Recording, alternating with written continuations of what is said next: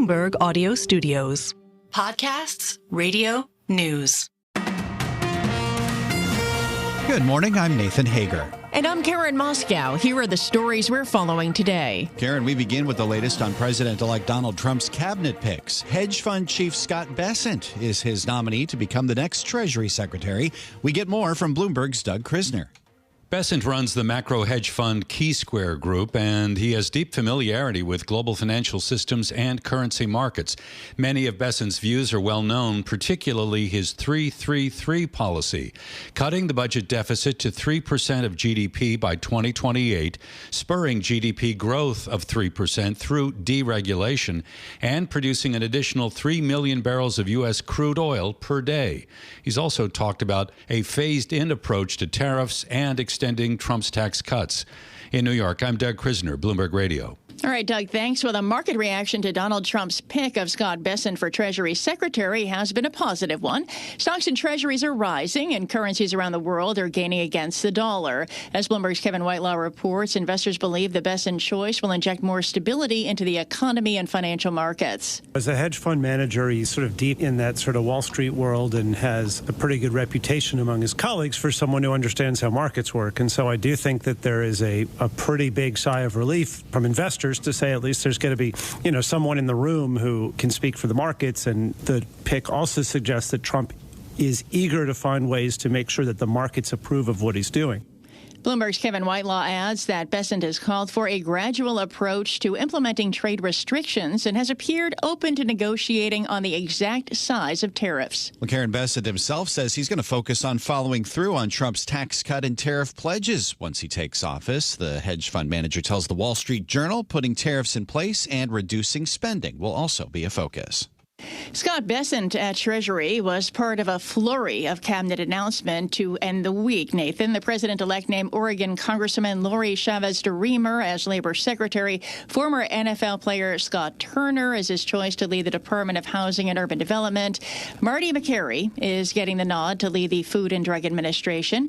Dave Weldon is Trump's pick to direct the Centers for Disease Control. And Fox News contributor Jeanette Najawat is in line to be the next Surgeon General. Well, Karen, some of Trump's other cabinet picks could be in line for tough scrutiny on Capitol Hill. Republican Senator James Lankford says he has questions about his Director of National Intelligence, Tulsi Gabbard. She met with Bashir Assad. We'll want to know what the purpose was and what the direction for that was. As a member of Congress, we'll want to get a chance to talk about past comments that she's made and get them into full context. Senator Lankford appeared on CNN's State of the Union. Democratic Senator Tammy Duckworth says she's concerned about Defense Secretary-designate Pete Hegseth's view that women should not serve in combat.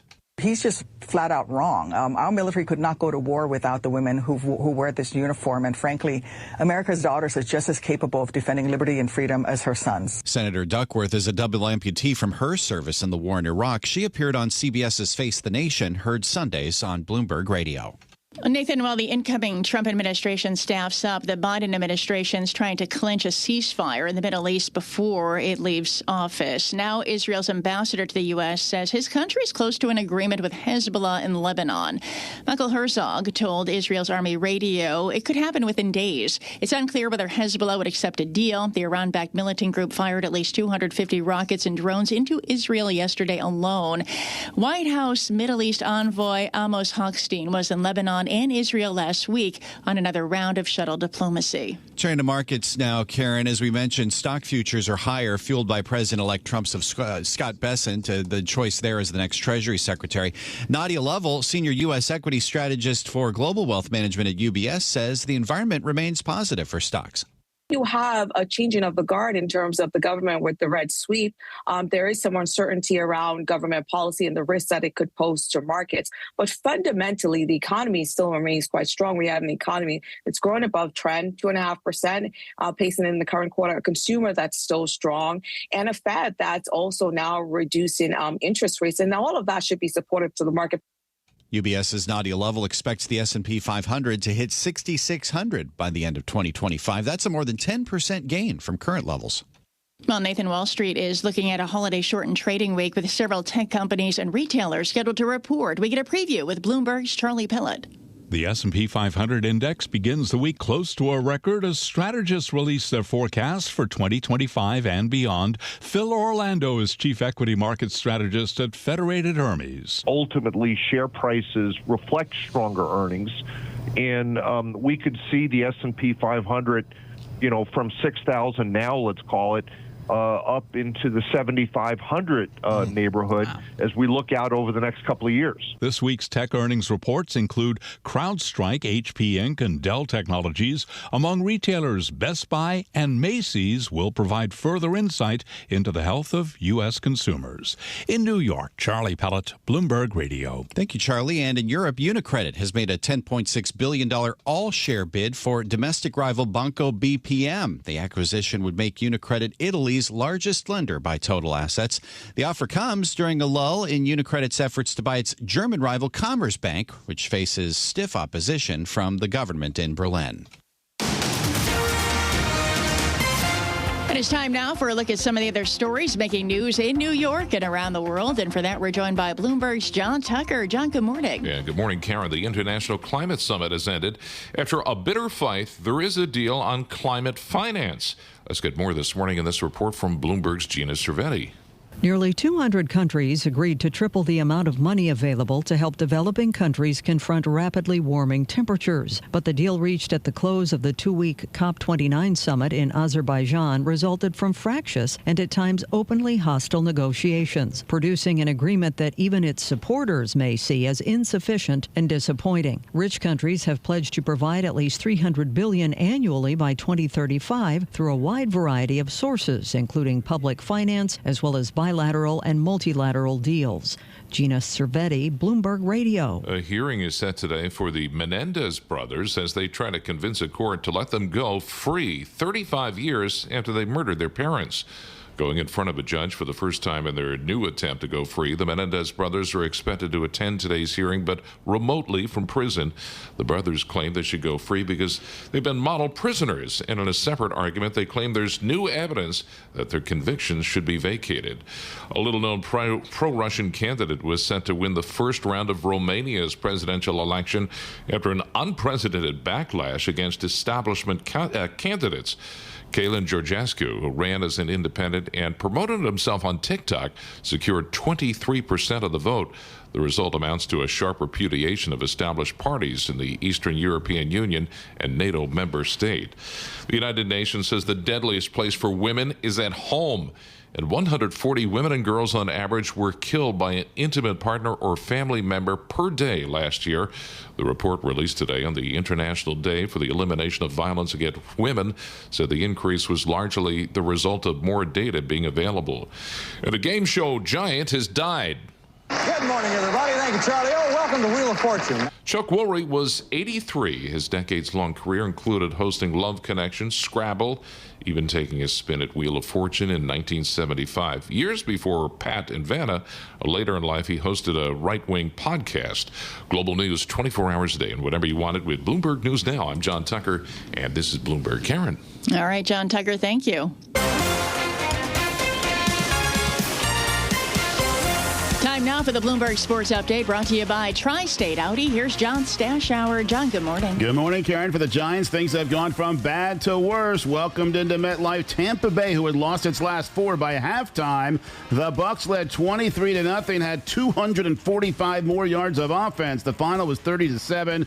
The quarterback switch to Tommy DeVito hardly mattered, not with the way the Giants defense played. Giants are 2-9. They've lost 6 in a row. They're 0-6 at home. The coach is Brian Daboll. Get down 23-0, changes the complexion of the game some. Had a good drive coming out of half, turned the football over. So just not good enough, and that all starts with me. And the way things are going, owner John Mara is going to have to at least consider firing Daboll, who 2 years ago was coach of the year. Mara famously said that if Saquon Barkley leaves the Giants and signs with Philadelphia, he'll have a hard time sleeping. How'd his sleep go last night after the Giants debacle? Barkley rushed for 255 yards. The Eagles won their 7th in a row, 37-20 over the Rams. In Washington, wild fourth quarter with Dallas. Commanders had an 86-yard touchdown with 21 seconds left. Just needed the extra point for overtime. Seibert's got to have butterflies here for the tie. Low snap. It is no good. And the worst special teams day in history has a fitting finish. On Fox Sports, they missed 3 kicks and had 2 kickoffs returned for a touchdown. Dallas doing it after an onside kick attempt. The Cowboys won 34-26 to end a 5-game losing streak. The Nets won in Sacramento 108-103. Gino Thitical, the 21-year-old from Thailand, rallied late to win the women's golf in Naples, Florida. She won the historically large first-place prize of $4 million. John Stashauer, Bloomberg Sports. Karen and Nathan. Coast to coast on Bloomberg Radio, nationwide on Sirius XM, and around the world on Bloomberg.com and the Bloomberg Business app. This is Bloomberg Daybreak. Good morning. I'm Nathan Hager. Investors appear to be cheering President-elect Donald Trump's choice of Scott Bessent to lead the Treasury Department. Patrick Armstrong, Chief Investment Officer at Plurimi Wealth, says Trump could have gone in a much different direction. It could have been somebody who was very pro-tariffs, very much cutting taxes, but no offsetting fiscal discipline. Those were the worries that Wall Street had. Patrick Armstrong of Plurimi Wealth spoke on Bloomberg Television this morning, and joining us now is Bloomberg News senior editor Bill Ferries. So, Bill, is Scott Bessent, the Key Square Group founder, seen as the market-safe choice compared to what President-elect Trump could have done? Good morning. Hey, good morning, Nathan. Yeah, I think so. I mean, when you look at the whole panoply of people that President-elect Trump has chosen for his cabinet, there are some that have much more unconventional backgrounds. Scott Bessent is not one of those. You know, he was a chief investment officer for the George Soros, one of George Soros's funds. He's been running the macro hedge fund Key Square Group. Listen, he's someone who has both feet firmly planted in Wall Street. He's a known quantity on the street. He has international connections, and he was also a big supporter of President-elect Trump throughout the campaign, and so speaks to those issues that Trump has said he cares about. But he's not an unknown quantity, and I think there was some concerns as this process dragged out over the last 2 weeks that there might be a wild card thrown into the mix. In the end, Trump came back to, I think, what was his first instinct, the guy who's been helping him with his economic agenda all along during this campaign. So what can we expect from Scott Bessent when it comes to implementing the economic agenda that President-elect Trump had talked about so much on Capitol Hill, particularly when it comes to tariffs? Well, so he is, he's been a supporter of tariffs, but, I think it's the way he's talked about them that has eased some of the concern in markets. He's talked about the 60% tariffs on China as being kind of a maximalist position. So when you describe it that way, people start to see a little bit more room for negotiation. I think there's this feeling that tariffs will be a tool for leverage over other countries, whether they're allies or rivals like China, but that there is potentially room to make a deal here. And that's so I think the market reaction we've seen, a lot of currencies around the world gaining against the dollar today. I think all of that is a reflection that this is someone you can do business with. Is this a reflection as well, Bill, about potential limits to Elon Musk's influence over President-elect Trump? I mean, he very publicly went for Howard Lutnick for this role. And of course, Lutnick ended up going to the Commerce Department. Yeah, I mean, I think, listen, the Donald Trump in the end takes Donald Trump's advice more than anyone else's. I think, there was a push, not just by Elon Musk, but by some other Trump supporters to go with Lutnick. He was kind of a late arrival to the Treasury debate. And that kind of sparked this more almost 2-week delay, really, in Trump arriving at a candidate. But yeah, and I think it also speaks to the importance of the Treasury pick to a person like Donald Trump. I mean, he's a New Yorker. He's been around Wall Street his whole life. He did not want to make a choice that resulted in a bad day for the markets. So I think, he was hearing from a lot of people who said, this guy has a lot of credibility with us and will I think that's the reaction the president-elect is seeing today. But yes, I do think in the end, it shows that Donald Trump really does make his own decisions, particularly on these appointments that are so important to him. So in our last minute, Bill, how can we expect Scott Bessent to lead Treasury differently than Trump's first Treasury Secretary, Steve Mnuchin, did?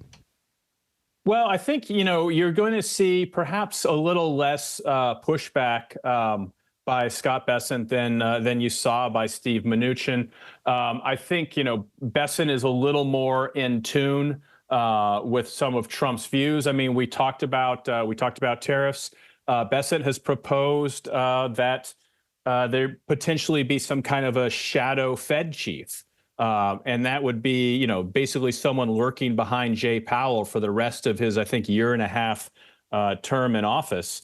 And remember, Steve Mnuchin was a big backer of Powell during Trump's first term, and that's something that I think President-elect Trump came to regret eventually. So I think we'll see Bessent trying to find someone for that post who is perhaps more in line with President-elect Trump's views. This is Bloomberg Daybreak, your morning podcast on the stories making news from Wall Street to Washington and beyond. Look for us on your podcast feed by 6 a.m. Eastern each morning on Apple, Spotify, or anywhere else you listen. You can also listen live each morning starting at 5 a.m. Wall Street time on Bloomberg 1130 in New York, Bloomberg 99.1 in Washington, Bloomberg 92.9 in Boston, and nationwide on Sirius XM Channel 121.